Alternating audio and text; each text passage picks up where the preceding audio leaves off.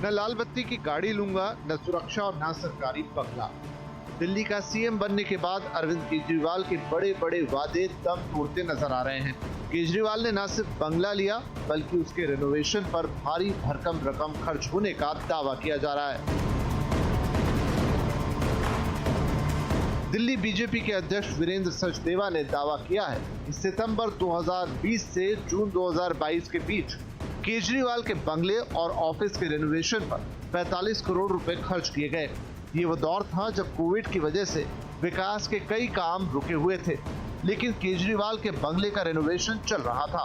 BJP का आरोप है कि केजरीवाल के बंगले में एक पर्दे की कीमत तो करीब 8 लाख रुपए है। सबसे सस्ता पर्दा 3.5 लाख रुपए का है, जबकि 1 करोड़ 15 लाख से ज्यादा का मार्बल वियतनाम से लाया गया। बंगले में लकड़ी की दीवारों पर 4 करोड़ रुपए खर्च करने का आरोप है। इसे लेकर बीजेपी नेताओं ने सीएम आवास के बाहर विरोध प्रदर्शन किया। बीजेपी केजरीवाल के इस्तीफे की मांग कर रही है। केवल महल का रिनोवेशन नहीं हुआ, महाराज के मानसिकता का रिनोवेशन, कि किस प्रकार से कुछ नहीं लूंगा जी से, सब कुछ लूट लूंगा, कुछ नहीं छोड़ूंगा। ये जो परिवर्तन हुआ है, ये उस महाराज की कहानी आज हम बयां करने वाले हैं। आप ध्यान से इन दस्तावेजों को देखें। इन दस्तावेजों में एक एक पर्दे के रकम को, एक एक गैजेट के रकम को बयां किया गया है। एक एक टाइल्स कहां से किस देश से मंगाई गई, उसकी कहानी इस दस्तावेज में मौजूद है। कांग्रेस को भी केजरीवाल को घेरने का मौका मिल गया।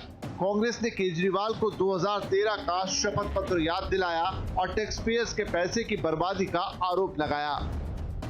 आप अगर इतने करोड़ों रुपए उसके एक्सपेंशन में खर्च कर रहे हैं और किस समय कर रहे हैं, आपके इंटेंट और टाइमिंग पे तो सवाल खड़ा करेंगे लोग। और ये पब्लिक का पैसा है, पब्लिक का पैसा पब्लिक पे लगना चाहिए पहले सर्वप्रथम।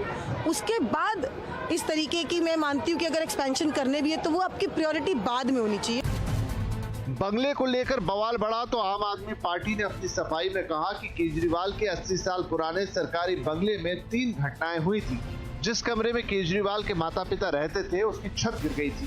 केजरीवाल के कमरे और गेस्ट रूम में भी ऐसा ही हुआ था। इसके बाद पीडब्ल्यूडी ने ऑडिट करके बंगले के रेनोवेशन की सिफारिश की थी। इसके बाद आपने सीधे प्रधानमंत्री पर निशाना साध दिया। फकीर प्रधानमंत्री, गरीब प्रधानमंत्री 10 लाख रुपए का सूट पहनते हैं, 1,25,000 रुपए की पेन इस्तेमाल करते हैं। भारत के फकीर प्रधानमंत्री 1,60,000 रुपए का चश्मा इस्तेमाल करते हैं।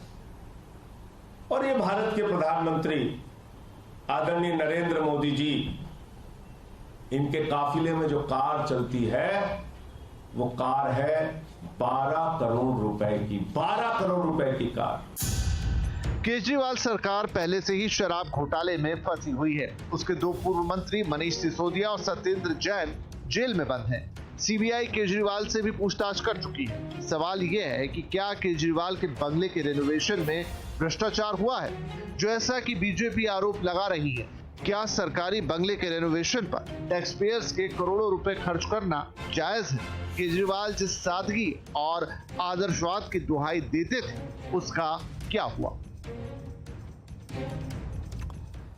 तो चलिए चर्चा की शुरुआत करते हैं। आज चर्चा में हमारे साथ शामिल हो रहे हैं बीजेपी की प्रवक्ता चारू प्रज्ञा, कांग्रेस की प्रवक्ता ओनिका मल्होत्रा, राजनीतिक विश्लेषक संजीव कौशिक साहब, राजनीतिक विश्लेषक अकील खान और वरिष्ठ पत्रकार सतीश के सिंह, और आप सबके साथ मैं हूं विपिन भट्ट। तो कहानी हमने देख ली, सुन ली, समझ ली कि क्या हुआ है।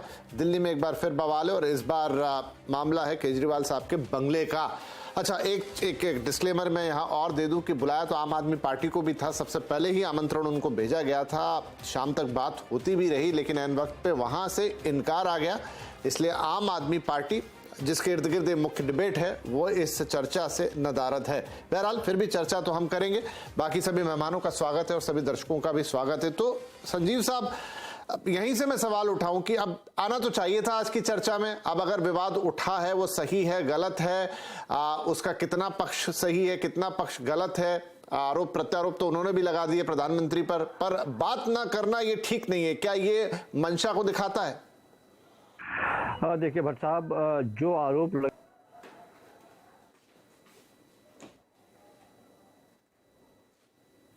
आपकी आवाज कौशिक साहब आ नहीं रही। हाँ, हेलो। हेलो, हाँ जी, बोलिए बोलिए। जी, मैंने कहा कि एक ऐसी क्षेत्रीय पार्टी जो बहुत कम वक्त में 2 प्रदेश में अपनी सरकार बनाती है और लास्ट में वो देश के प्रधानमंत्री जिस जगह से आते हैं, जिस स्टेट से आते हैं, वहां जाके वो राष्ट्रीय पार्टी बनती है। तो निश्चित तौर पे इस तरह से जब आरोप लगेंगे तो चर्चा स्वाभाविक है और उस पर बातचीत भी होनी चाहिए, जवाब भी मांगे जाने चाहिए। लेकिन सबसे महत्वपूर्ण ये है कि नीयत से इस पर चर्चा की जा रही है। आखिर क्या केजरीवाल साहब के करके आम आदमी पार्टी से ये कहलवाने की कोशिश कर रहे हैं कि देश के प्रधानमंत्री के हवाई जहाज के बारे में वो भी पूछें कि आपने क्यों खरीदा? क्या उनसे ये भी पूछा जाए कि 90 करोड़ आपने क्यों खर्च कर दिया? क्या उनसे ये भी पूछा जाए कि 500 करोड़ का आप अपना बंगला क्यों बनवा रहे हैं? देखिए, ये बात घूमने और घुमाने की है। मूल मुद्दे से पिछले कुछ दिनों से, महीनों से आप देख रहे होंगे कि जिस तरह से आम आदमी पार्टी उखड़ रही है और हर एक मुद्दे पे, चाहे वो अडानी के भ्रष्टाचार के मामले हो या सदन में भारतीय जनता पार्टी की प्रतिबद्धता को स्पष्ट करने की कोशिश की हो, लगातार उसको वो घेरती रही है और हर मामले में प्रश्न चिन्ह खड़ा करती रही है बड़ी मुखर होकर। यहाँ तक कि डिग्री वाले मामले में भी आपने देखा कि किस तरह से आम आदमी पार्टी ने उनको घेरा। तो इन सब चीजों से, या खास करके एक नई बात, तो ये बहुत बड़ी डेवलपमेंट है कि जिस तरह से उनके ही पार्टी के बहुत बड़े कद्दावर नेता रहे, महासचिव रहे, बाद में राज्यपाल रहे, उन्होंने जितना बड़ा आरोप लगाया है, इन तमाम बातों को डाइवर्ट करने के लिए एक ऐसा मुद्दा लाया गया कि आप इस पर चर्चा कीजिए। सवाल यह है कि मुख्यमंत्री के माताजी, पिताजी या उनके कमरे में यदि कोई रहता है और उस पर छत की ऊपर से दीवारें टूट के गिरनी शुरू हो जाए, तो क्या उसको बनाने की जरूरत नहीं है? क्या 80 साल पुराने यदि उस बिल्डिंग को तोड़ करके नया बिल्डिंग बनाने की जरूरत पड़ी है और उसमें पैसे खर्च हुए हैं, तो ये इतना बड़ा मुद्दा कहाँ से हो गया? क्या ये करप्शन से जुड़ा हुआ मुद्दा है? सवाल ये है कि इस तरह की बातें करके किसको बचाया जा रहा है? कौन सी ऐसी बातें हैं जिसको दरकिनार करने की कोशिश की जा रही है? देश की जनता ये जानना चाहती है। हमने देखा है कि पिछले 3, 4, 5 महीनों पहले जब चुनाव था तो रोज शाम में एक स्टिंग ऑपरेशन आता था और सुबह शाम तक तमाम टीवी चैनलों पर बारे में चर्चा होती थी। लेकिन देश की जनता प्रबुद्ध है, वो समझती है कि ये किधर डाइवर्ट करने की कोशिश की जा रही है। बावजूद उसके लोगों ने दिल्ली के बाहर का रास्ता दिखा दिया भारतीय जनता पार्टी को। तो ये बातें लोग समझ रहे हैं। अब ठीक है, इनका अपना काम है। कुछ लोग हैं जो पत्रकारिता और पक्षकारिता में अंतर नहीं करना चाहते हैं, तो वो अपना काम कर रहे हैं, उनको करना भी चाहिए, उनको वो सूट करता है। हम इस पर नहीं जाना चाहते हैं, लेकिन सबसे महत्वपूर्ण यही है कि देश की जनता के लिए महत्वपूर्ण विषय क्या है? शिक्षा है, स्वास्थ्य है, बेरोजगारी है, भुखमरी है। ठीक है, दो यहाँ पे चीजें हैं। एक तो 45 करोड़ रुपए की रकम और दूसरा वो वक्त। सतीश जी, क्या ये चीज, मुझे नहीं पता कि चीफ मिनिस्टर का बंगला होता है तो उसके रिनोवेशन में कितने खर्च की अनुमति होती है या उसका कितना आगे तक जा सकता है, लेकिन 45 करोड़ अपने आप में एक बड़ी रकम होती है।